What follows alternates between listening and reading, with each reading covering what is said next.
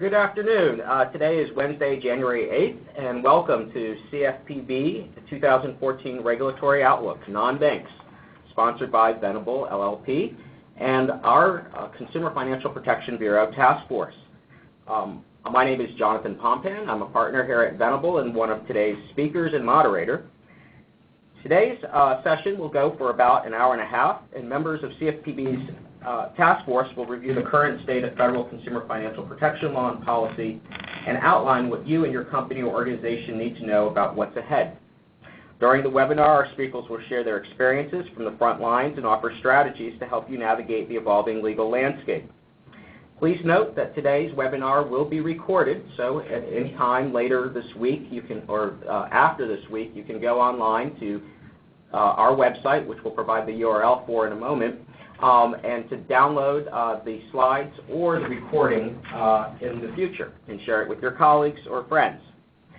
Today's webinar is going to be a roundtable discussion. That's right, rather than just do a lecture or to go through a whole bunch of slides.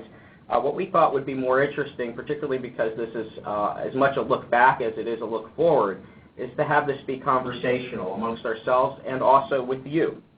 So at any time, if you have questions, please feel free to write them in using the prompt on your screen. We will not be doing audio questions. Your line is now muted, but please do feel free at any time during any segment to write in and ask questions. We'd be more than happy to include them in our conversation as best as possible. Of course, please don't send us any confidential information or disclose anything specific that pertains to your particular company or activities, but please try to keep it generic and we'll do our best to work it into the conversation. Periodically, we'll remind everybody that there's an opportunity to ask questions as well, but there's no question that's too soon or too late. Please feel free to incorporate them throughout. And I see now, actually, we already have some questions coming in, so we appreciate that.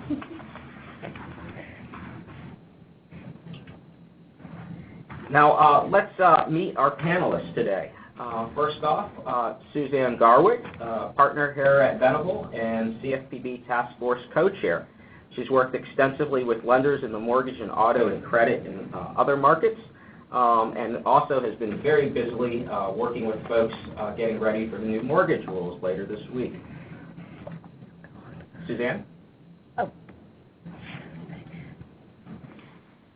Hi. Thank you, Jonathan. That was a good summary of what I do, and I hope everyone is prepared for the new mortgage rules on January 10th. And we'll touch on those in a bit. Next up, Allison Baker, also a partner here at Venable in our litigation group, and also does a lot of work on CFPB enforcement. Allison is a former DOJ attorney and also comes to us most recently from working at the Consumer Financial Protection Bureau Office of Enforcement, where she was there essentially from the beginning up until just recently, working on some of the earliest enforcement matters and investigations that the CFPB has had. Welcome, Allison. Thank you. It's nice to be here. Good afternoon. And last up but not least, Andrew Ullman, also a partner here at Venable in our Government Affairs shop. Andrew joins us from work on the Hill.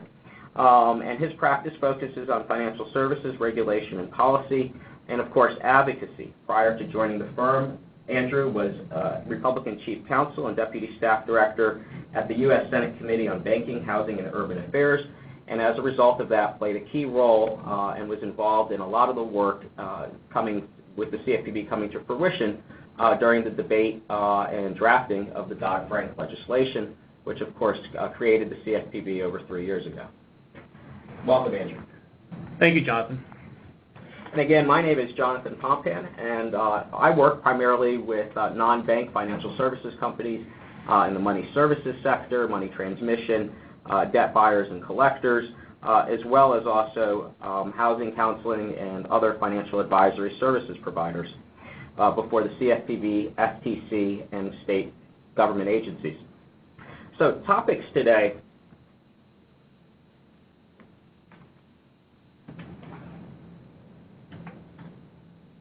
The topics today will include a look back at 2013, as well as also enforcement actions, non-bank supervision and examination, rulemaking updates, and Congress. Now, each one of these components could have been on here in some different order, and also, too, in many respects, our look back will be throughout our look forward. Looking backwards at the CFPB's activity for 2013 will certainly inform our discussion for 2014. That said, this is not intended to be a recap exclusively of everything that happened last year, and really, actually, for the most part, what happened in the month of December, which was really sort of encapsulates a lot of what happened at the CFPB in the last year. There was something really in all of these different categories in the month of December, which was really jam-packed and for the most part reflective of not only what occurred in 2013, but also what's going to happen in 2014. So today's going to be geared to non-depository consumer financial products and services, although from time to time we might touch on banking-related issues, and certainly a lot of the framework that the CFPB is using in supervision and examinations, and even in its enforcement investigations, mirrors the type of activity and protocols that are used in the banking world and have been used in the banking world for years. So again, today's webinar is going to be recorded, and so at any time if you have questions, please feel free to ask them. We will be sure to get to them through the chat feature here and bring them up, and then you can also download our recording and the slides later. So a look back at 2013. Which was really a jam-packed year. It was also a year where the CFPB had its real first full year up and running with essentially sort of all departments staffed to one degree or another, and really started things and ended things. 2012 was really a year of just starting things, whereas 2013 was really a year where you saw rulemaking started and ended, supervision and examination launched in earnest, and a lot of highlights and feedback from that. So I think really probably the most notable feature for 2013, looking backwards, was Richard Cordray's confirmation to a 5-year term as director. At the end of the day, that really changed the tenor and debate related to the CFPB, and also seemed to open the floodgates to a lot more regulatory activity in addition to supervision and examination starting in earnest. Now, of course, a lot of that was already in place, but a lot of the debate around that sort of subsided once Cordray was nominated. Just taking a first stab at that, Allison, when you look at what happened in 2013, there was really a cloud of controversy over the CFPB up until the Cordray nomination and confirmation. There was a lot of buzz in the industry and the marketplaces about what would happen to the CFPB, but that sort of things sort of changed. That being said, a lot of what was happening was already underway. Did you, from your vantage point, see the change that other people did? Well, I think I think what you saw in 2013, especially toward the end of the year, November and December, which, as Jonathan aptly said, were jam-packed months, is the fruition of a lot of efforts that the CFPB had begun, and actually probably begun even before Richard Cordray's confirmation happened in July of the year. But I think two things are at play. I think, one, the CFPB is maturing as an agency, and so some of the trends that we're seeing in enforcement and supervision and even in rule writing are a function purely of that. The agency is staffing up. It's continuing to staff up, but it's certainly more fully staffed than it was a year and a half ago. The concepts and the ways that enforcement and supervision work together, some of the ideas about the way supervision has become both policy-driven but also implementation-driven have emerged. And I think that some of that is really a function of the agency just, getting its sea legs and beginning to mature. I do think, though, that obviously there was some concern both within and without the Bureau about the confirmation of Richard Cordray and whether or not he was going to be confirmed to a 5-year term. And the fact that he had not yet been confirmed before July certainly probably, it's fair to say, hampered at least some of what the Bureau was meaning to do or hoping to do, especially in the public's mind's eye. But I wouldn't assume that just in July alone everything kind of started percolating. I think there were a lot of things that were well in the works before July, and actually in the works even before 2013 started. And Suzanne, from your vantage point, what do you see as a highlight, for 2013, and do you see trends in 2013 that we're going to see continue in 2014? Well, I think it's difficult to say that there were highlights. There certainly were. There was a lot of activity, I think, by the CFPB. I think some of the more notable things that they were engaged in probably related to their efforts with respect to fair lending and looking at fair lending from the indirect lender perspective, with a particular emphasis on the auto industry.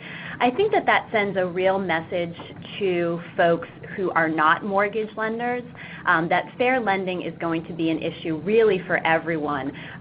So it's something that we all can learn from to say, okay, let me take a look at ECOA and let me take a look at what disparate impact is and how that relates to my business, because it's not going to be just mortgage loans that are going to have fair lending questions. It's going to be credit cards and auto and small dollar. No one's really going to be not affected by that particular issue. I guess the other highlight, and I'm not sure that I would call it a highlight necessarily, but I think that there is going to be a significant emphasis next year on the small dollar world. And I think what we're going to be seeing is this movement from these enforcement actions that have come up to actual concrete regulations. In terms of what those regulations are going to look like, I think that the CFPB certainly has some, particular vision with respect to what small dollar lending should look like in terms of, looking at gross income of a particular borrower and taking that gross income and saying what a small dollar loan should look like in terms of percentages. Looking at this issue of sustained use, which we, in the industry call rollovers or extensions, and targeting that issue of sustained use for consumers. So I think that those are really kind of the two areas and that are going to be significant in 2014. And I also think, of course, mortgages are always going to be a top priority, but that's really going to be more of an implementation of what's happened. And then credit cards, I think, will continue to see the CFPB sort of picking around the edges. Look, I think, right now at those deferred interest programs that I think are extremely popular with credit cards who partner with retailers to offer deferred or waived interest programs. So those are the things that I expect to see in 2014. And Andrew, when you look back at 2013 on the Hill, there really was sort of a demarcation line at one point between sort of pre-July and post-July in terms of sort of a lot of the proposals or sort of the aggressiveness to reform the CFPB. But that has not subsided. Now, we're going to touch on that a little bit in more detail later, but just generally, when you look back at 2013, what do you see sort of now in the sales for 2014? Well, first of all, certainly the confirmation of Cordray is a significant event because there were several authorities in which the CFPB had questionable authority to act without a confirmed director. And now that Cordray has been confirmed and sworn in, those issues are potentially behind the CFPB. And following up on what Allison said, is I think once the legal status of its actions was no longer under a cloud, or at least subject to potential judicial suits, it became easier for them to kind of fully embrace their agenda and move at in a more confident manner. And I think you've certainly seen that since Cordray was sworn in. The CFPB has moved in a remarkably quick pace on a whole slew of issues. I think it's hard to think of an agency that has moved to cover such a broad part of the marketplace in such a short period of time. So I think certainly looking back on 2013, the actual confirmation of Cordray has to be at the top of that list. As for going forward, I think we're going to see, and I'll talk more about this later, continued interest in the CFPB. Anytime an agency's jurisdiction is so broad and touches on so many products that so many voters use on a daily basis or are part of significant transactions as part of their life events, that will always attract congressional attention and potential congressional action. And Allison, moving on to enforcement actions, and before we do, of course, folks, for those on the line, please note that there are some folks who apparently have had some technical difficulties dialing into the call. So we will address that through the chat feature, and we just sent out a message to them. But again, just a reminder, if you have any questions, please feel free to write in. Allison, first question, and it's really one related to enforcement, so we'll use that to tee up things. One of our participants writes and asks, from an enforcement perspective, how is it that they intend to, and this is, I think, a general question, address all of the different issues that they've talked about publicly, that is the CFPB, and highlighted from an enforcement perspective. Is that realistic or not? Well, I'm not sure that every single issue that the CFPB has had field hearings about or issued guidance on or reports on are necessarily candidates for enforcement actions or necessarily the kind of conduct or alleged conduct that would even be susceptible to enforcement action. So I wouldn't assume off the bat that that's what the CFPB's intentions are. The CFPB's enforcement office works very closely with other parts of the Bureau. So one office it works particularly closely with, for example, is the Office of Supervision, which is charged with examining banks and non-banks that are part of within the CFPB's authority for compliance with the consumer financial laws. And I think what you should look for in that vein is a lot more coordination between those two offices in 2014 and going forward. And some of the way that coordination will become apparent and manifest itself will be in public enforcement actions. There will be some number of public enforcement actions in the future, as there were in 2013, that are a function of information gathered during the supervisory process. But I don't think it's the case that every single public statement or initiative that the CFPB has expressed an intention to execute in some form is necessarily going to manifest itself through the enforcement process. A lot of those initiatives are not the kind of initiatives that would be susceptible to enforcement action. Some of them are not even initiatives that necessarily concern any alleged misconduct or wrongdoing. But I definitely think it's astute to note that the enforcement function will become an increasingly large part of the way the Bureau effects public policy. Right, and Allison, what you touched on with coordination, I think, is a good point, and it brings us to sort of how sort of enforcement has really sort of set the tone at the CFPB publicly. There's been a number of enforcement actions brought in 2012 and 2013, roughly a dozen or so in the last year alone, depending on how you count them, or if you combine a couple that were all in the same categories. And a lot of them involve sort of either joint action taken with a state enforcement agency, an attorney's general office, or more, Department of Justice, and in many cases sort of interrelate to issues that are not the federal consumer financial protection laws. In some cases, there's a lawsuit now pending against a small dollar lender that's premised almost exclusively on the fact that the state law compliance aspect of their operations was allegedly not up to snuff, and as a result of that, all the work that they did advertising and marketing those products and doing collections on those products after the fact was somehow a deceptive activity.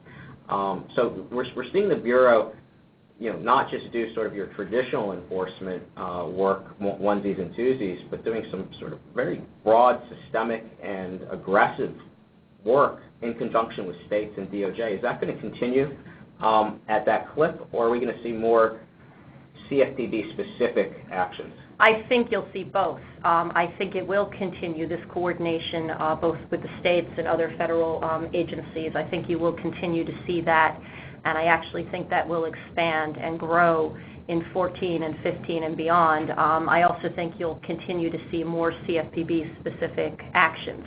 As to your first point about coordination, there's really three different categories of agencies with which the CFPB coordinates its enforcement efforts. The first are the state attorneys general, and that happens both in terms of co-counseling or bringing jointly with a state attorney general or one or more an enforcement action, but it also happens a lot behind the scenes where you have working groups and task forces that are comprised of folks who work in state attorneys general offices, as well as folks who work in the Office of Enforcement at the CFPB, possibly also work at the Federal Trade Commission, and also work perhaps with other agencies that are in that space. So you're going to continue to see that, and you're going to continue to see enforcement actions that are clearly derived from that collaboration. I think you're also going to continue to see a number of enforcement actions come from the Department of Justice CFPB working relationship, and that has two parts. There's the fair lending aspect, which we saw with National City Bank, for example, where the CFPB and the Department of Justice are both charged with enforcing ECOA, the Equal Credit Opportunity Act, and you'll continue to see a lot of that joint enforcement effort, as Suzanne was saying earlier, in the fair lending arena.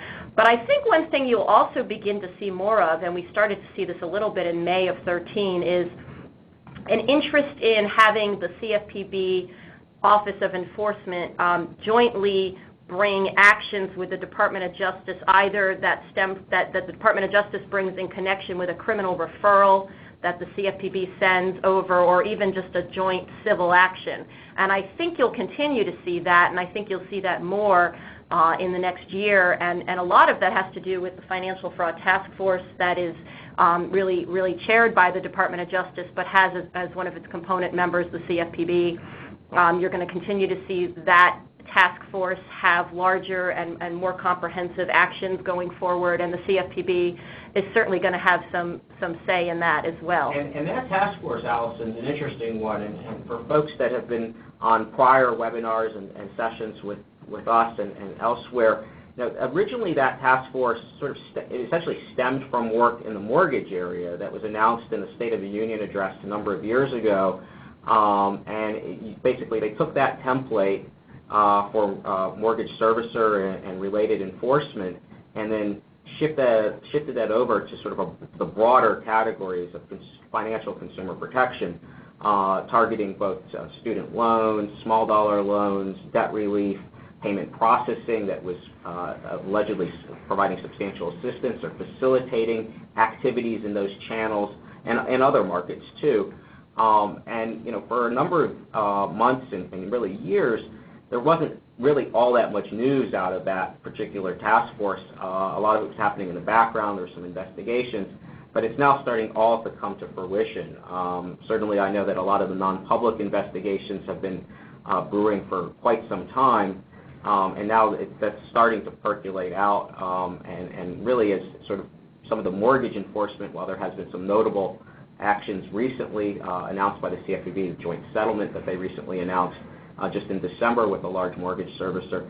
A lot of that is now behind them in terms of enforcement, and now they can move on essentially to these other markets, but using that same template. Is that right? Yes, I think that's exactly right. I think a lot of the joint efforts you saw in the mortgage arena in many ways predate the CFPB coming online. A lot of that action and those activities were already well in the works in July of 2011 when the CFPB became an agency. But yes, I think it's correct to say you'll continue to see that that template applied to other markets through the Financial Fraud Task Force and through other joint law enforcement efforts of which the CFPB is a part, and sometimes even a crucial participant and player, and leading the way in many instances. I think you see that too. Allison, question for you is since the CFPB has adopted enforcement as a mechanism for effectively prescribing rules, in many cases it looks like an alternative to the rulemaking process, does this mean that non-banks in particular have to be conscious of its enforcement actions and decisions, whereas before, even if it may not be with a company just like theirs, but need to be following how the CFPB is enforcing the different statutes, so that it has an idea of how it will likely enforce it with respect to their own particular business model?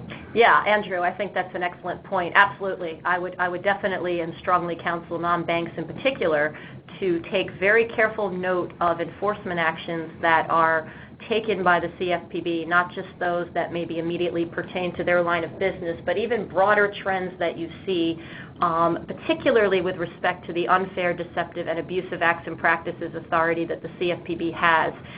The cash call complaint that was filed in the District of Massachusetts is a perfect example of a scenario in which the CFPB has taken a very broad and some might say aggressive position as to its own UDAP authority in the non-bank space.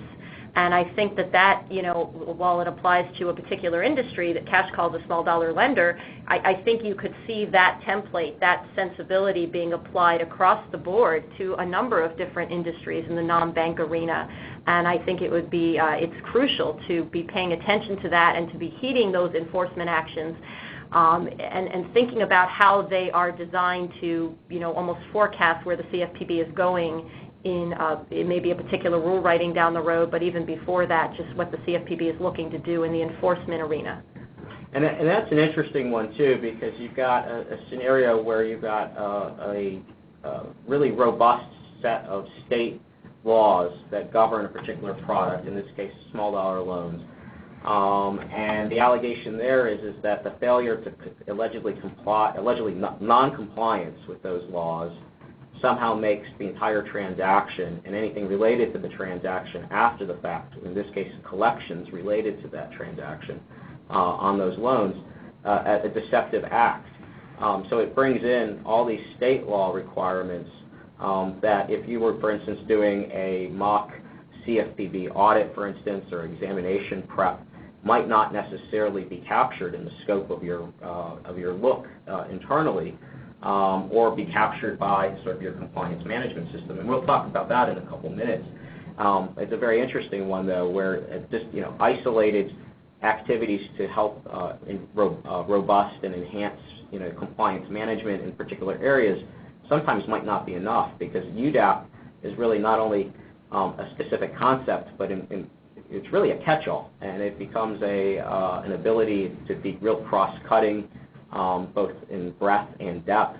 And there you've got a scenario where, again, the state law requirements are not enforced by the CFPB, and it's not one where they have a great expertise in either, but just the mere ability to allege noncompliance with the state law brings that all in to their conduct. And also, I think it's crucial to remember, too, that the UDAP we're talking about is not the old FTC UDAP. Right. It's UDAP that's been enhanced with the prohibition on abusive practices. And that addition of that authority, the granting of the abusive authority to the CFPB was one of the most debated provisions of Dodd-Frank. And since the CFPB still has yet to issue rulemaking to provide some guidance about what abusive means, it means that market participants have to be particularly cautious about making sure that their activities comply with the Bureau's kind of evolving definition of what abusive is. That's right. And it's not last year's UDAP with a single A, but it's the double A that gets people. Double A UDAP. And as a result of that, it's really one where you really have to take a fresh look and can't be siloed. And we see that in our own work with a lot of folks, where what was maybe looked at a couple years ago and everybody thought was fine, if you don't look at it from a holistic standpoint, you might miss the bigger picture. Now, Suzanne, you touched on at the beginning fair lending, and fair lending enforcement is something that's likely to pick up. What do you see from the standpoint of fair lending actions? I know there's been a lot of compliance work that's been done in that area, a lot of bulletins and announcements by the CFPB that have stimulated folks taking a closer look. You touched on auto lending is really the hot area. Mm-hmm. But do you anticipate fair lending enforcement in 2014? So yes, I think fair lending enforcement will continue in 2014 and 15. I think Alice kind of suggested that these are not going to be next year's issues. They're going to be future issues.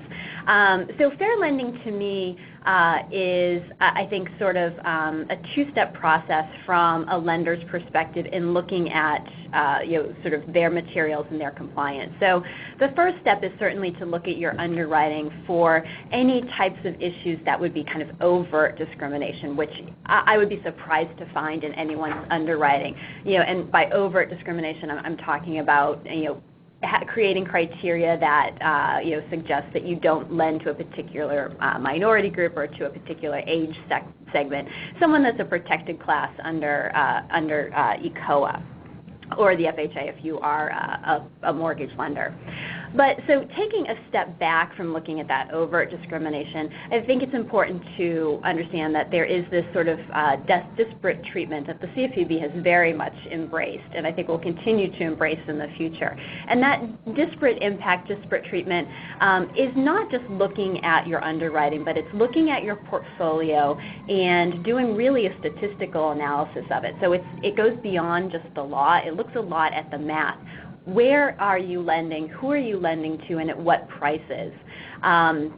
And once you take a look at your portfolio, if you were to find places where your loan officers have any kind of discretion, or if your numbers bear out to suggest that there might be a population of protected class that is not getting credit or not getting credit that's priced accordingly, those are the areas that you need to focus on. And once you find that, you have to do something about it. So when you start that process of looking at your portfolio from a fair lending perspective, you do have to have a plan for what you're going to do about it. What is your reaction going to be to what you find?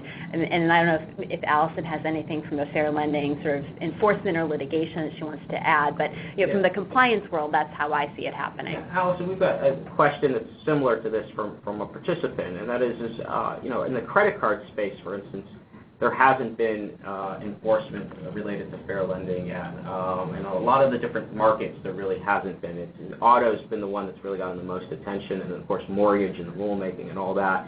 But when you were in the Office of Enforcement, how much of a focus was there on fair lending? Fair lending is a separate piece of the overall Office of Supervision, Enforcement, and Fair Lending. But in each of the markets that are, of course, not necessarily like, for instance, in collections, but in any of the non-bank lending areas, fair lending is a priority. Is that right? Well, yes. So the CFPB's Office of Enforcement is part of the umbrella that's called CEFL, Supervision, Enforcement, and Fair Lending. And so the Fair Lending Office stands next to the Supervision Office and the Office of Enforcement in the CFPB org chart, if you will. The Office of Fair Lending is charged with enforcing the fair lending laws through enforcement and also through supervision. And so I wouldn't assume that whether or not you see only enforcement actions are not the only mechanism through which the Office of Fair Lending operates. And in fact, a lot of the work that the Office of Fair Lending does, and this is certainly not a secret to folks who've been examined by the CFPB, they know this, a lot of the work that the Office of Fair Lending does concerns the supervision function of the CFPB.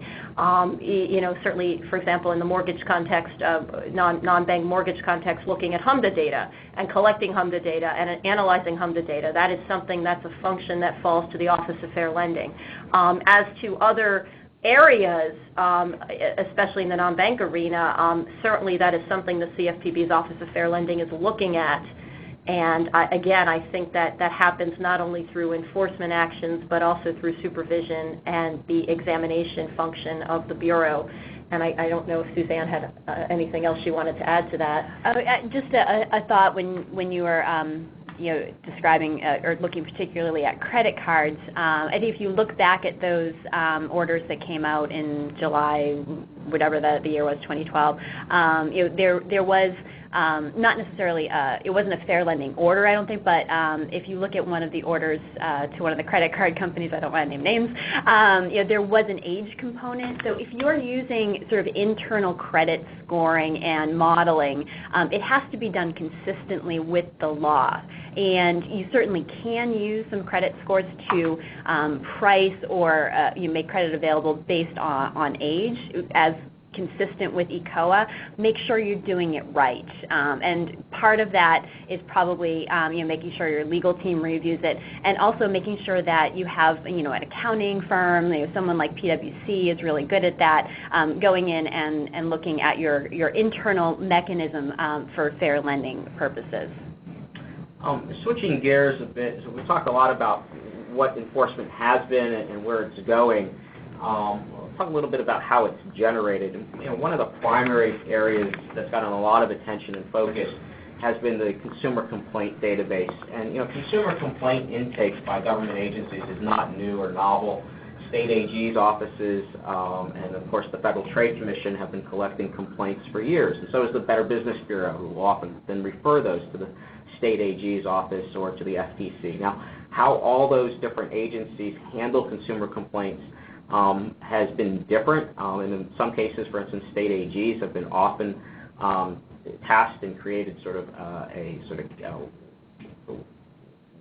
workflow where they will forward the complaint to organizations that are the subject of the complaint and seek follow-up and really track that closely, and then use any trends that they see to base that on to sort of come up with enforcement priorities. The flip side of that has been, for instance, the Federal Trade Commission, which collects complaints but doesn't forward them. And now you've got the consumer complaint database of the CFPB, which has gotten a lot of attention, which is really pushing the envelope. It's now not only creating an intake funnel that's getting a lot of publicity and a lot of marketing by the CFPB to consumers, and it's pushing those complaints out to the individual companies for a response. But on top of that, it's publishing the results, and then of course those results are externally are informing public opinion, reputation risk, and all that. But then internally within the CFPB are used for all sorts of decision making. Now, with enforcement, Allison, are consumer complaints driving enforcement, or will they? Yes and no. Consumer complaints are certainly a key component of how the Office of Enforcement might make a determination about whether to begin an investigation, or even before begin an investigation, consider whether to begin an investigation. The number of complaints, the potential egregiousness of the statements made in the complaints or the allegations made in the complaints by consumers. If there's a lot of different complaints coming in from different sources, so state attorneys general, Better Business Bureau, and then of course the CFPB's complaint database as well, the Office of Enforcement will certainly look at those and try and understand those and try and see if there's some trend. But I think it would be incorrect to assume that complaints alone are the predicate for many or most enforcement actions. They're certainly factored into it, and they certainly drive sometimes the scope or the nature of an investigation, at least at the outset, but they are in no way the only reason why an investigation gets opened, or even the sole predicate for a determination that an action should go forward. I think that the other component to the complaints database that's interesting and in some ways perhaps less spoken about publicly is not just what the external complaint intake process at the CFPB looks like, but the Office of Enforcement often will consider as part of its enforcement action or its investigation into how a company is engaging in certain conduct. They'll look at how that company processes complaints, how they categorize complaints, what they call a complaint, what qualifies as a complaint, the level of importance given to potential types of complaints, and then any kind of resolution process. And that entire review also informs the way the Office of Enforcement might approach a particular matter, and everything from restitution, monetary relief, to civil money penalties. And that's been the same too in the supervision examination context too, where there has not necessarily been that many markets that have had supervision traditionally prior to the CFPB, and certainly the markets that do have supervision now with the CFPB are individual companies are experiencing this. But the consumer complaints will be looked at in any examination, and they're not just looking at the processes, but they're going to look at the substance of what the response is to the consumer. The actual response is going to dictate how the CFPB views compliance with a particular regulatory requirement or expectation. And to circle back, that UDAP funnel, which is so broad, it now then can be used to say, for instance, we don't think this response was adequate. It looks like you're engaged in some sort of process that may be deceptive or unfair because you didn't address this in a particular manner. So the substance of the complaints and the trends are not just looked at from an enforcement standpoint, but also in the supervision context. And sometimes that's going to be done through preliminary findings and never rise to the level of enforcement. Certainly there hasn't been too many of the public enforcement actions to date that have been driven by direct CFPB exams. There's been some, but in the future certainly there could be, or it falls just short of that, but is enough to require a lot of changes internally. And certainly we've seen that out in the field as well. John, one of the interesting things about the data, though, if you look at the results of the complaint database, is I think initially when it was launched, there was some thought and belief that it would show a lot of unhappiness by customers with their financial services providers. But actually, if you look at the data, it shows that in the vast majority of cases, companies themselves have actually helped resolve any disputes that a consumer would have. And I think that has actually taken some of the force kind of out of that complaint, is that the industry as itself, actually, if you look at the data, comes off as being very responsive to customer complaints. And it looks like in many cases that customers may have called the CFPB before they even called their lending institution. They were simply referred back to their lending institution, who happily helped resolve whatever issue it was. So in many ways, it's an interesting fact that the industry's own kind of consumer complaint activities and operations have made the data look a lot better, and I think it made the complaint database less of a tool than I think was originally thought. That's right. Well, and there's also too this phenomenon that there's a spike in the data that from the time period that they announced the portal opening for a particular market for some number of months. It's probably safe to assume that there's some diversion of complaints to the portal that would otherwise be going somewhere else. And I don't think there's been a thorough analysis yet of Consumer Sentinel, which is operated by the FTC, but all the CFPB complaints are added into those stats along with some number of state AGs and a number of BBBs that participate, as well as actually some private businesses, to see if really the total aggregate number is the same that are going to government versus to the private sector, so is there displacement, or is there actually more complaints? And how valid are there? I mean, consumers, of course, love to complain to whoever is the easiest to find. And if somebody's promoting the CFPB complaint portal one day, that might be easier to find than the company. Now, again, folks, for those of you that have questions, please feel free to write in. We've got a little bit more than about halfway to go.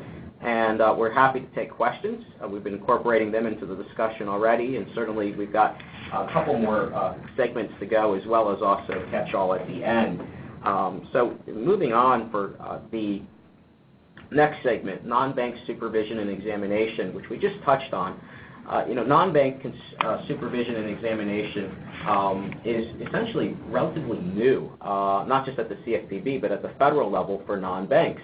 There's very few non-bank entities that are used to actively being supervised and having on-site exams by a federal regulator. Certainly different markets on the state level, whether it be money services business, in some cases debt collectors, small dollar lenders, servicers and whatnot, will get visits from time to time from a state supervision authority, but certainly not to the level of robustness that we're seeing when the CFPB comes on site. And certainly for the long term, it really seems as though the CFPB is going to be taking the lead in a number of the markets. With that, one of the key components and really sort of the core of any compliance system for anticipating and addressing the expectations of the CFPB is a compliance management system. Suzanne, you've done a lot of work with folks that have been enhancing their compliance management systems. What sort of trends are you seeing?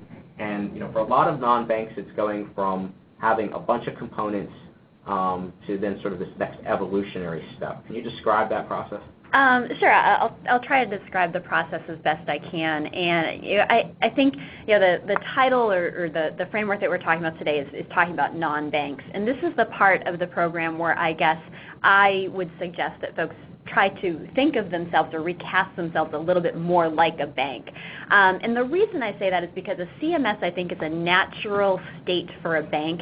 It's an unnatural state for a non-bank for a few reasons. And I think the biggest reason is that non-banks typically are corporations. They're a creature of state law, and they're probably a bit more dispersed than a bank would be in terms of, their branches may operate not necessarily consistently with how their headquarters operate. So what the CMS is designed to do, and certainly the language on the slide is taken from the CFPB's supervisory manual and describes to you what they think a CMS is. And really it's that sort of overarching framework that's supposed to take everyone and make sure that everyone's on the same page as it relates to compliance efforts.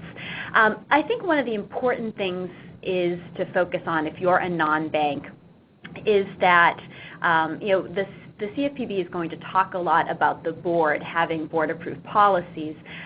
Make sure that you don't take that too literally. And what I mean by that is that if you are a company who is engaged in other activities, like say you're a builder company and you are affiliated with a mortgage company, the board of your builder may not know that much about your mortgage practices. So where your CMS should be focused is on folks who have the knowledge base and the ability to implement this CMS.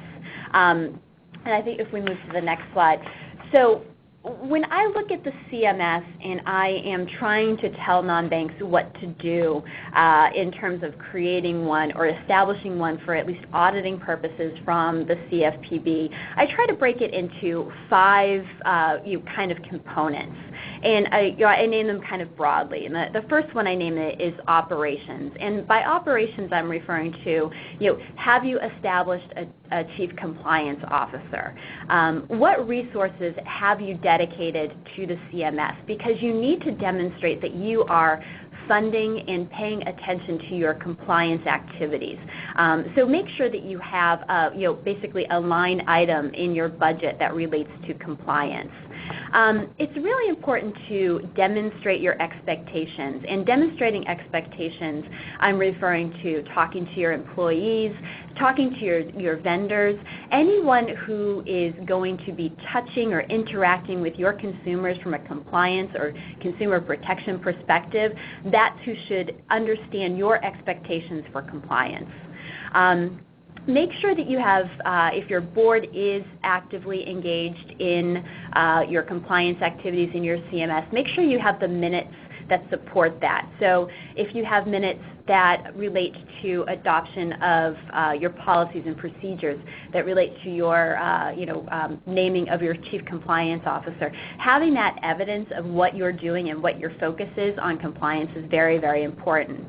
The reporting process also would be part of your operation. So make sure that you have reports coming from the appropriate categories, audit, compliance, all of that coming up to whoever is in charge, if it's a board or if your board is not the right place, if it goes down to sort of a manager in charge. The second category that I identify are, again, the policies and procedures. They should necessarily be board approved. If you haven't gotten there yet, try to get there within sort of a reasonable amount of time. So make sure that your policies and procedures are clear, are current, and are approved. And Suzanne, with policies and procedures, we've seen a lot of this where, and this is prevalent, I think, probably for most markets in the non-bank world, where they'll have some policies and procedures, which is completely normal, the ones that were absolutely necessary for operational purposes, sort of pre-CFPB. Right. But what you're getting at here is these overarching policies and procedures, really about policies and procedures, and it can be somewhat sort of circular and in some cases seems superfluous, and certainly sort of pre-CFPB, I think there was a good reason to say you didn't really need all that. But now sort of the absence of that large framework, those overarching concepts, and then really, as a practical matter, just the giant binder on people's desks, the absence of that, it can be a problem, is that right? Yes, absolutely. So when I refer to policies and procedures, what I would expect to see if I were to go in, I would expect to see a policy and procedure for every consumer protection law. So take the alphabet soup, ECOA, Truth in Lending, RESPA, HMDA, whatever laws are applicable to you, I would expect to see a policy and procedure on that, and I would expect and hope to see that they would be board approved. But I like to say now that my policies and procedures are those federal consumer protection laws plus. So plus any laws that affect consumers that aren't even necessarily part of the CFPB's sort of scope of authority, but that are relevant. Service Members Relief Act, TCPA. So take a broad look at what is going to affect your consumers and have that as part of your policies and procedures. And those policies and procedures, I think, should have really two primary elements. First would be a summary of the applicable law. So what applies to you?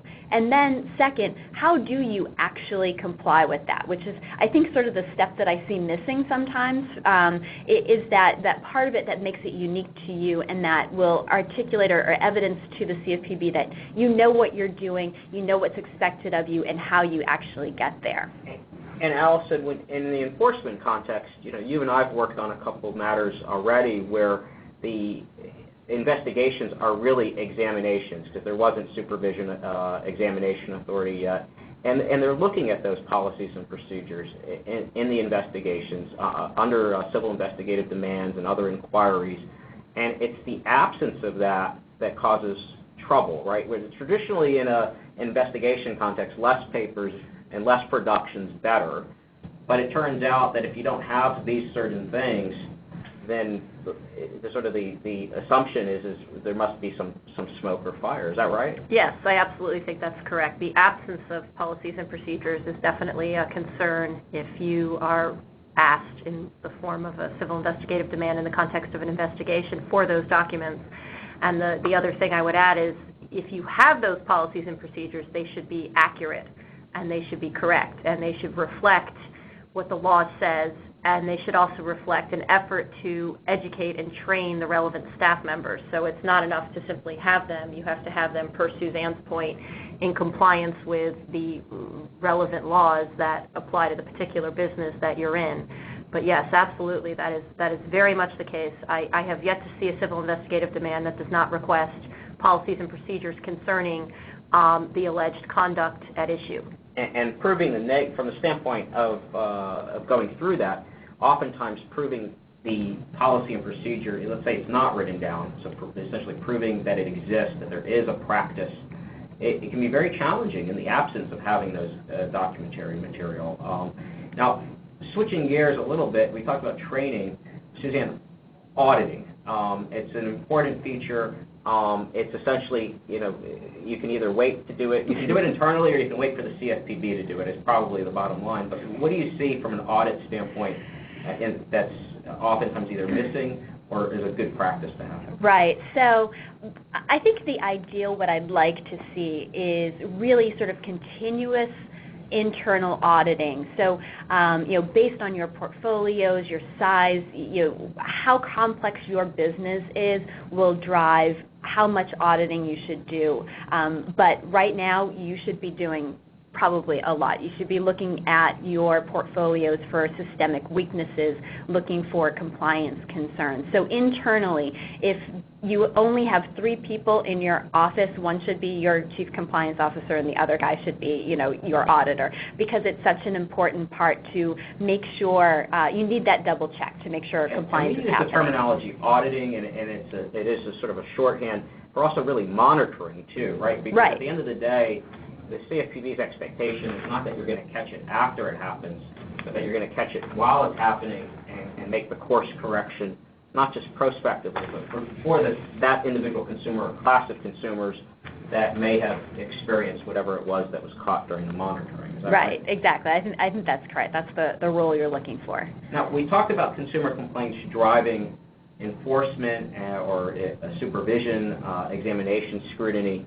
Talk a little bit about how complaints fall into compliance management systems, and how the complaints aren't just nice to know about. Right.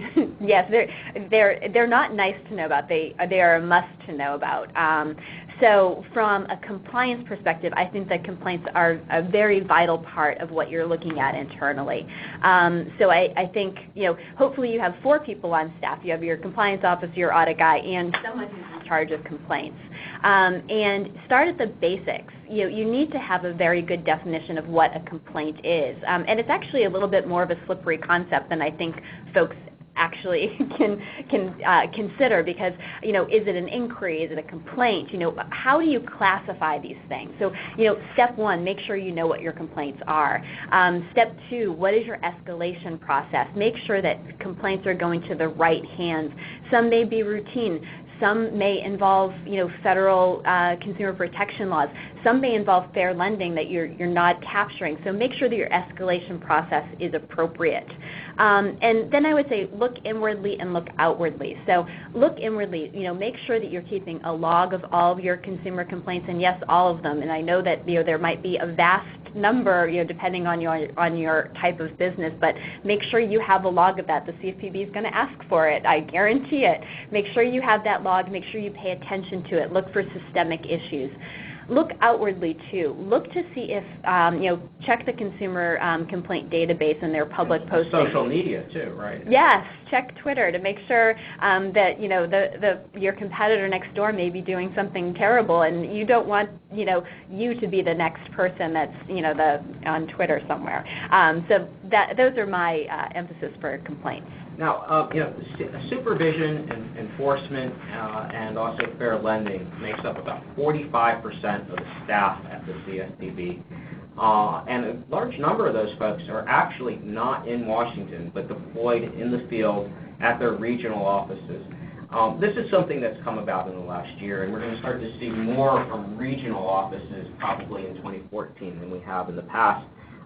Just simply in large part because the regional offices really weren't fully staffed until last year. Supervision and examination is going to be, in many respects, done through the field offices and then coordinated through Washington when it gets to sort of the end game. And certainly in the first round exams for any of the markets, there's going to be a high degree of coordination and sort of level setting.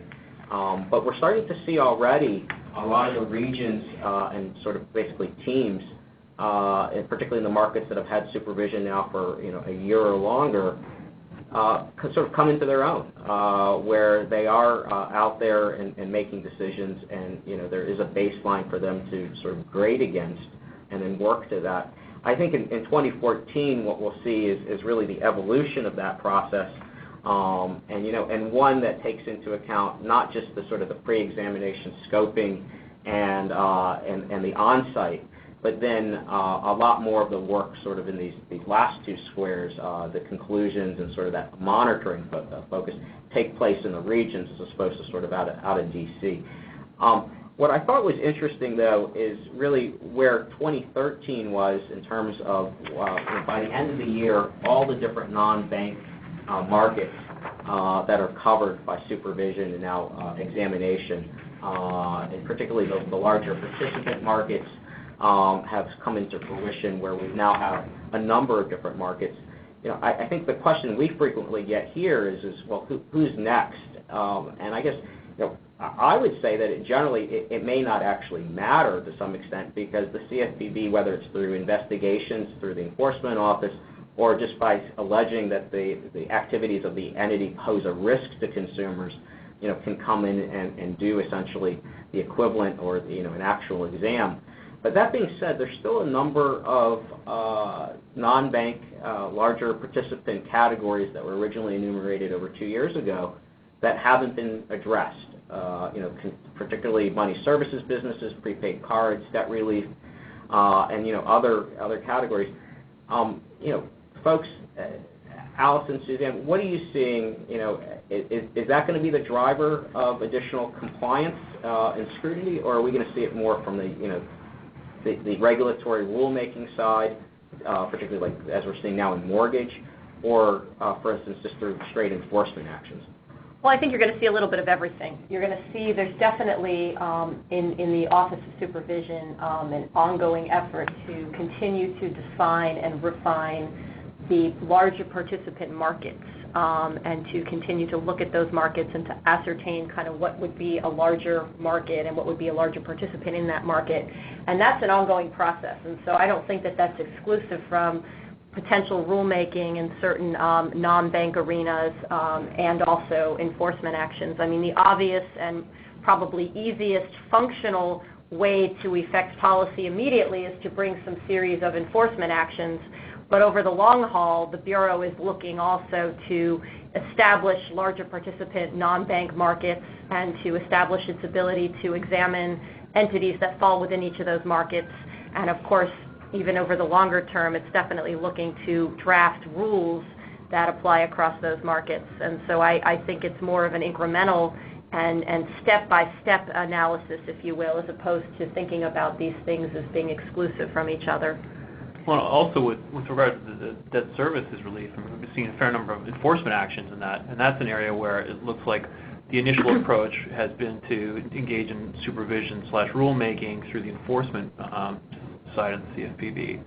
So, as you look at what's happening in Congress for the agenda next year, which we'll talk more about in a second, you can see those types of issues kind of percolating there, and the CFPB has always had a pretty good antenna for issues that Congress cares about and can respond pretty well to them. So I wouldn't be surprised me if debt relief and prepaid cards, as they get even more attention on the Hill next year, that filters over to the Bureau. The Bureau spends more time and attention, which attracts more attention on the Hill. It's kind of a back and forth as they continue to ramp it up. Yeah, and what we've heard, too, is at the end of the day, they couldn't supervise and examine every market from day one.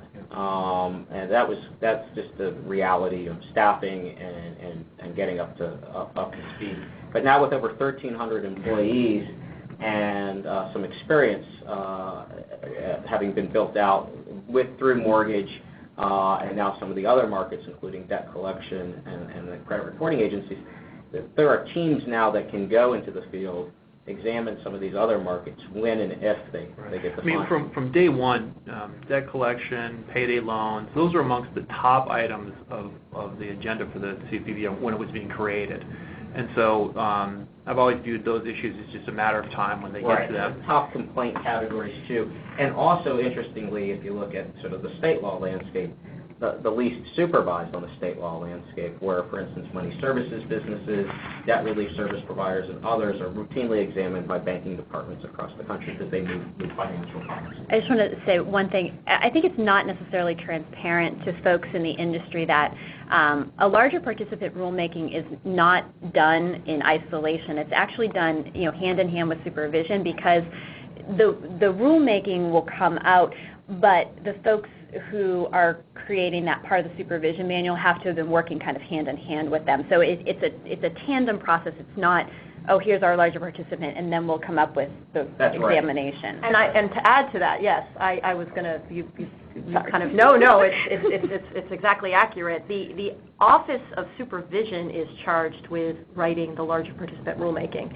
So it's a little bit of a misnomer to call it rulemaking. It is rulemaking under Section 1024 of the Dodd-Frank Act, but it's not rulemaking the same way that we see rulemaking in the ability to repay qualified mortgage arena. Mm-hmm. So to Suzanne's point, absolutely. You have the folks in supervision working very closely with people in the field.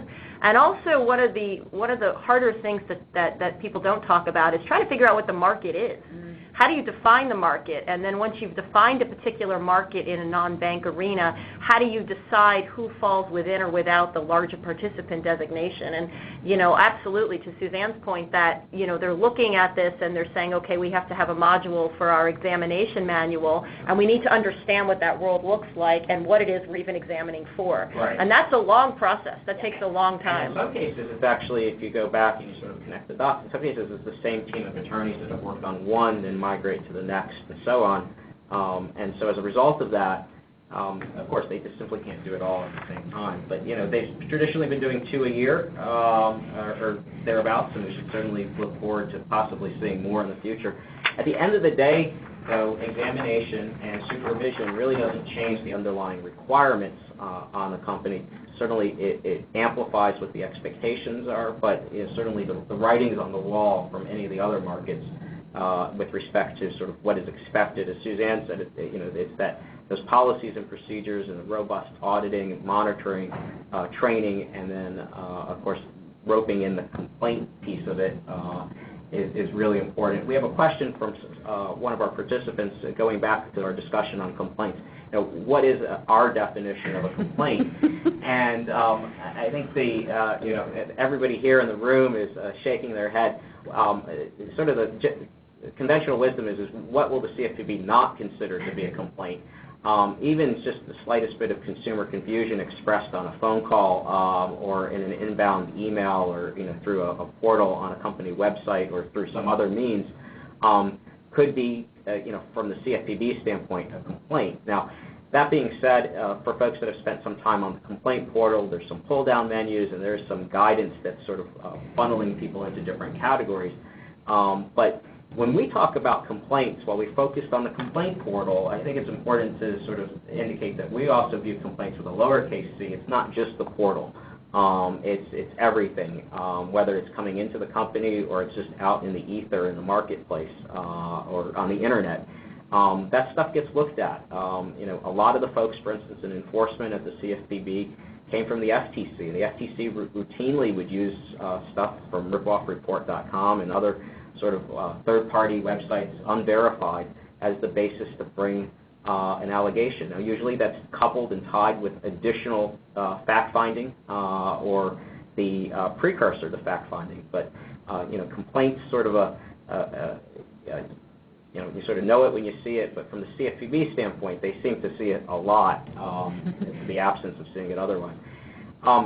Now, we have another question, though, related to complaints, and it's a sort of a debt collection specific one, which is, do you consider debt validation requests a complaint? And, from the CFPB's perspective, a complaint is a broad category. I think, though, from a compliance perspective, one has to distinguish between what is a debt collection validation request subject to the FDCPA and what may be a similar request that falls outside the scope of the FDCPA requirement. It's a complex, it's a nuanced thing, and at the end of the day, the expectation certainly from the CFPB is that all consumer requests get handled in a similar fashion. That being said, there are some very specific requirements under the FDCPA that have time limits and whatnot. Now, moving on, again, for folks that have questions, please feel free to write in. We've talked a little bit about rulemaking. We've talked also about supervision, enforcement, and examination expectations. But there was a lot of bulletins in 2013. Now, each one of these bulletins did not exist in a vacuum. These bulletins all tie into some of the concepts we've already talked about. And much like the rulemaking work and larger participant work, the bulletins tend to be contemporaneous with other activities going on at the Bureau related to a particular subject matter or market. A great example being the debt collection and FCRA bulletins from this summer, coincided with not only the larger participant definition for debt collecting that took place earlier in the year, but then also, the rule writing that was announced later in the year, in November. So, all of it sort of ties together. You can see themes. But the bulletins, I think, are important for a lot of different reasons. So certainly specific compliance requirements and expectations. But if you look at all of them, they usually have some aspect of UDAP in them, even if they're not specifically focused on defining what a UDAP is in a particular market or subject matter.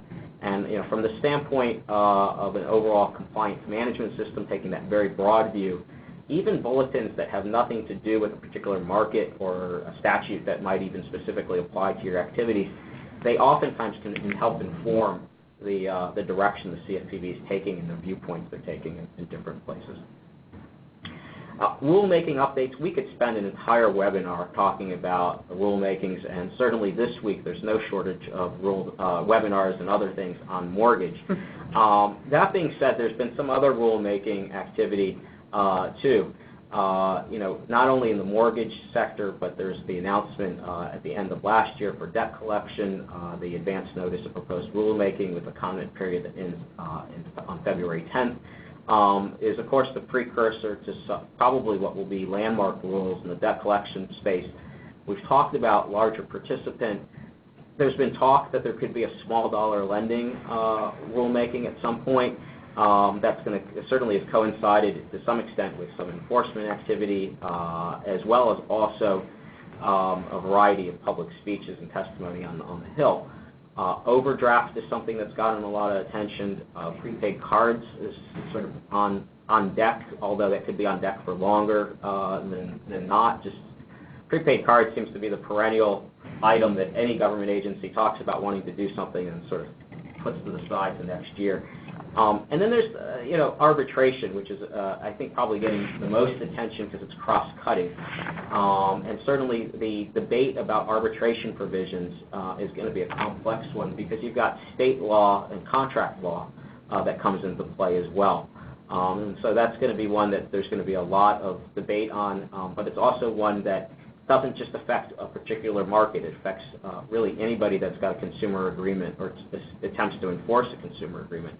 And one other item, too, that shouldn't be lost is the annual privacy notice rulemaking that's been contemplated by the CFPB. It's not up and running yet, but they've suggested that they might rewrite the rules on whether or not a company needs to provide an annual privacy notice to basically the customers that are still fit under the category of customer under GLBA, but nonetheless, they're not really having any contact with or need to update. What's interesting there is that's part of that sort of CFPB cloak of wanting to reform and create streamline and create efficiency for companies. We haven't focused a lot on that or Project Catalyst today, which is another one that falls in that bucket, particularly for sort of the novel payment products and the like. But they're interesting ones that I probably will continue to get additional attention and in some cases overshadowed by what is now going to be sort of robust rulemaking and enforcement and all these other categories we've talked about, whereas in the past, these got a lot of buzz. Allison? Yeah, if I could just add, one of the kind of strands or trends that you see in some of the rulemaking, particularly the annual privacy notice, some of the innovation or Project Catalyst, even some of the arbitration issues, is the CFPB's concern and focus on disclosures. And that has been a trend and a thought, kind of a strand of thought, if you will, that has gone through all of the CFPB's endeavors since its very early days. It was a big issue and discussion for Elizabeth Warren. It continues to be, and it continues to be very much a concept that drives a lot of supervision and rulemaking activities of the Bureau, and it's definitely something to keep your eye on, which is disclosures and what is a company required to disclose about its product, and at what point do disclosures make that product essentially unsuitable or unable to be sold in the marketplace. And those are tensions that I think are real, and they'll continue to play themselves out this coming year as the CFPB pursues its agenda. Yeah, and also too, disclosure is a big component of the debt collection, advance notice of proposed rulemaking. That's likely where you're going to start to see sort of the next round of that. Of course, in the mortgage sector, there's the know before you owe. It's the same in student loans. And we'll get to start seeing that sort of in the marketplace very soon as well. In some cases, some folks have already started using that template more or less. Interestingly enough, too, the teams of folks at the CFPB that worked on mortgage know before you owe and student loan know before you owe are sort of migrated over to debt collection. So maybe it'll be know before you pay. But in any event, that is a big one. And disclosures is an interesting one too, because for a long time the FTC and others have said disclosures don't cure misrepresentations. So you got this tension here. On one hand, you've got rule writing and sort of policy folks coming up with solutions, and then you've got enforcement who could still come in and say there's issues. So, and again, too, right, this ties back to the addition of abusive. That it's also clear that from the Bureau that there's certain products that if they're abusive, it doesn't matter how much disclosure you provide. That's right. And so that's where that new abuses authority really does complicate things for entities, particularly those thinking about introducing new products, that even if you provide the disclosure, if the CFPB considers it abusive, no matter how much disclosure you provide and it's not deceptive, you could still run into problems. That's right. And we talked about fair lending earlier. I think it permeates our discussion because it's really permeating everything that the CFPB is doing on the lending side. Fair lending comes into play in so many ways, and as we're seeing with the CFPB, not only are they using it as sort of a catalyst for change, particularly in auto lending, but they're using it as a ability to sort of work their way into markets that maybe haven't been the focus of government regulators up until now. It's really becoming a catalyst or a rallying point for them. And the concepts come into play too. It's easy for us to say, well, fair lending involves lending, but these same concepts that are going on in fair lending are being used by the CFPB, and folks are being trained on this. We're seeing it in exams related to debt collection and others, where even though you might not be lending money to a consumer, you may be making decisions about some financial product or service implicating the same criterias or not implicating the same criterias, but you should be, that the CFPB sees in the fair lending context. And so there's a bit of an overlay there. All of the examination manuals suggest that fair lending is a component in things that don't even involve, again, lending credit to a consumer. It may even just be merely making decisions about how much a consumer owes on a product or service, or how much you're going to charge for a particular product or service. Those concepts are coming into play, and we're starting to see the CFPB staff sort of use that framework that they've learned in the fair lending training elsewhere. Now, again, folks, we've got about 15 minutes left, and if folks have questions, please feel free to write in. We have a couple specific questions from folks. If we don't get to them here in the webinar, we will definitely get back to you directly and attempt to answer the question as best as possible. I'm looking at a lot of them. They seem to be somewhat specific to particular markets, and so we might not be able to get to all of them during the course of this webinar. But CFPB and Congress, Andrew, we touched on this at the beginning of the webinar.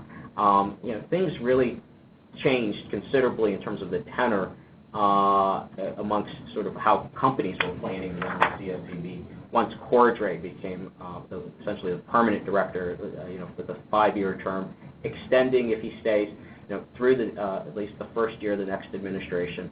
And you've got, though, on top of that, you've got bills that are pending, and then you've got a lot of sort of industry-specific, market-specific statutes that maybe could be modernized or not.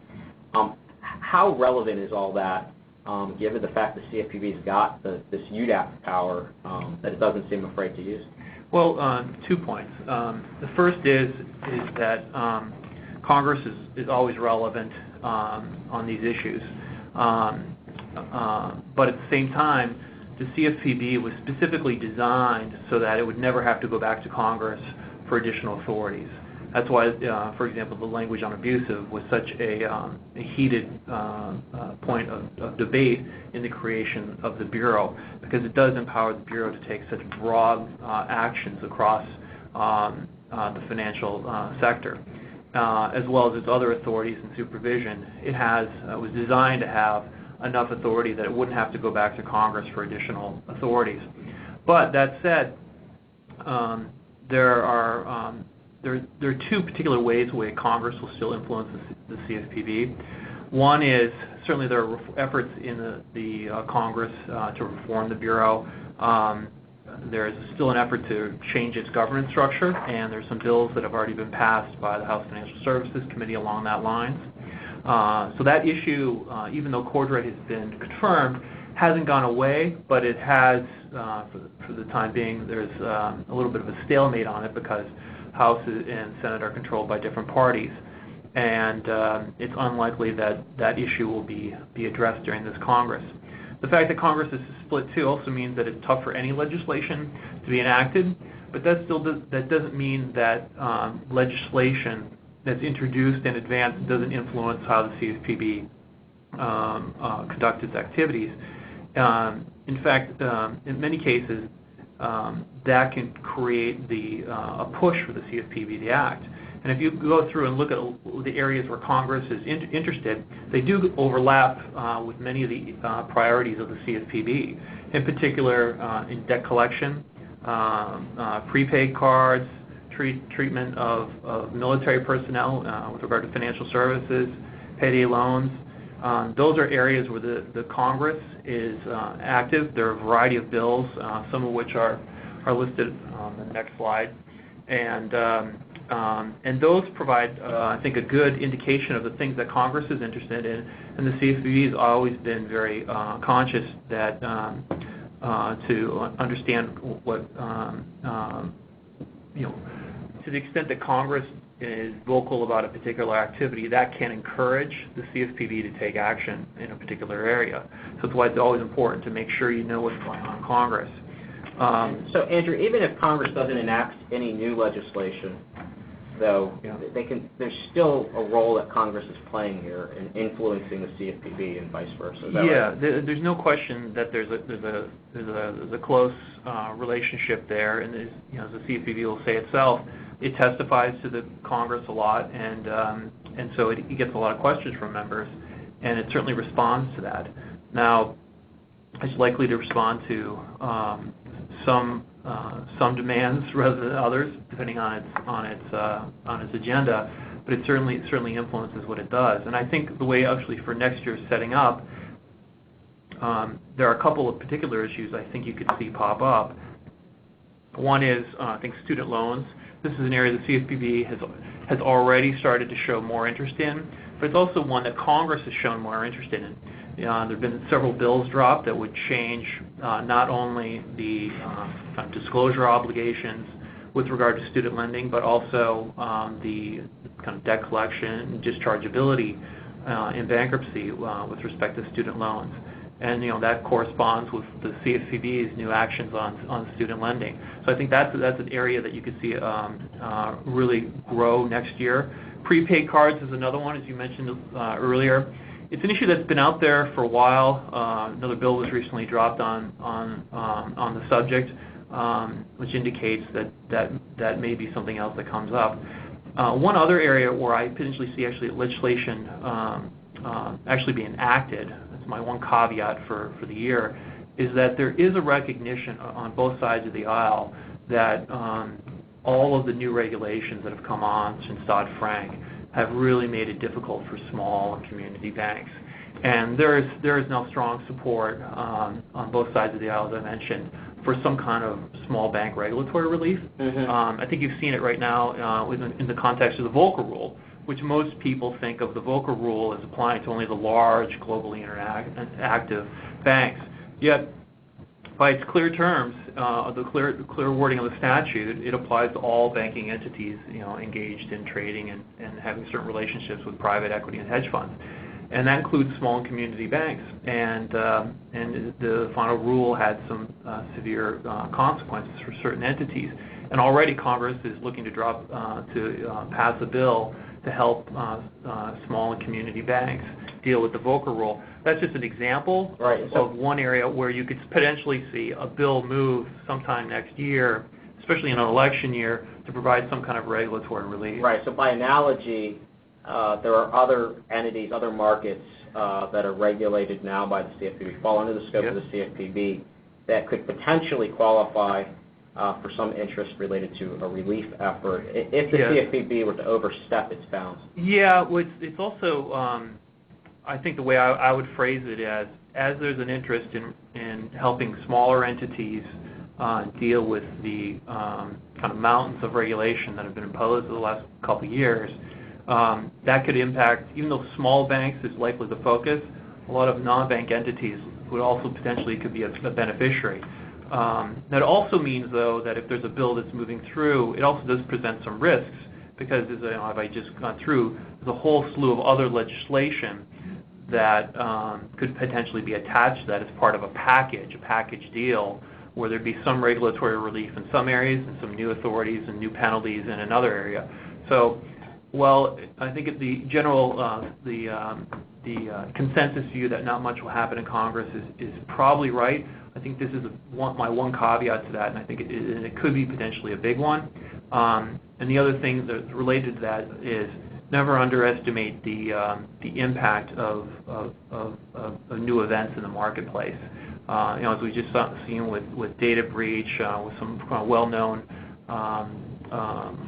events in the marketplace in the past. You can think of Sarbanes-Oxley was passed in response to events in the market. That can quickly have prompt Congress to take action. I don't think anybody a year before Sarbanes-Oxley was passed saw that bill coming, and yet based on events in the marketplace, Congress responded quickly. So that said, it's even though it looks like it's going to be a quieter year in Congress than certainly during 2010, it's still very relevant for what the CFPB is doing. Mm-hmm. Well, folks, I think we're about out of time, and Andrew, thank you for that insight. I think that the most important thing is that Congress is still extremely relevant, and particularly too, once we get past the sort of next election cycle, then the focus clearly will be sort of overall on the next presidential race and sort of the makeup.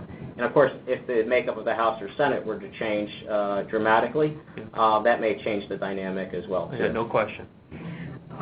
So we're about out of time for today, but first off, while we'll send out information about our presentation, if anyone would like a copy or access to the recording, as well as for an index of articles on related topics and presentations, please visit our website at www.venable.com/CFPB/publications.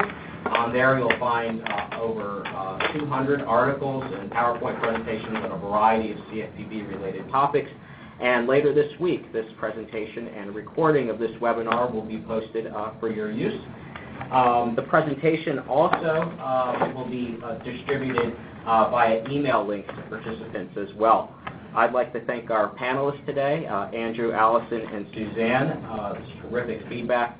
And as members of our CFPB task force, I think reflected this diversity of both views and practice areas that we all work on, and how interrelated they all are.